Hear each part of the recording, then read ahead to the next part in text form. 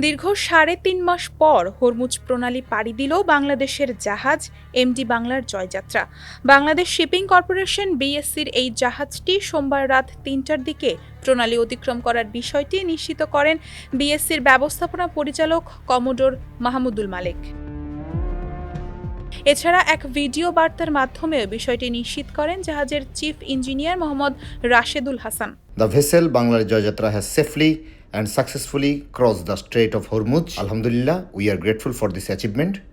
We extend our sincere thanks to the Honorable Prime Minister of People Republic of Bangladesh, Managing Director Bangladesh Shipping Corporation, and all officials whose dedication and tireless effort over the past 95 days made this possible. Thank you. Iran Israel সংঘাতের কারণে ২৮ ফেব্রুয়ারি থেকে ৩১ জন বাংলাদেশি নাবিক ও crew সহ জাহাজটি কার্যত পারস্য উপসাগরে আটকে ছিল।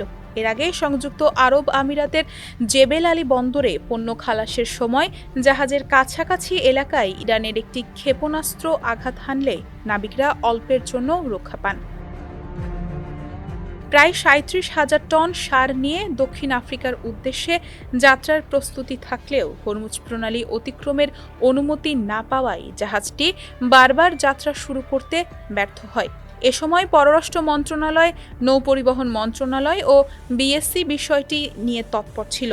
একাধিক প্রচেষ্টার পর চতুর্থবারের চেষ্টায় জাহাজটি প্রণালী অতিক্রমে সফল হয়।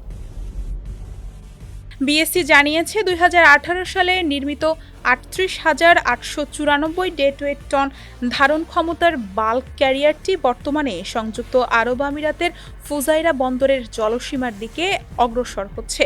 সেখানে বাংকারিং ও প্রয়োজনীয় ক্লিয়ারেন্স প্রক্রিয়া সম্পন্ন করা হবে।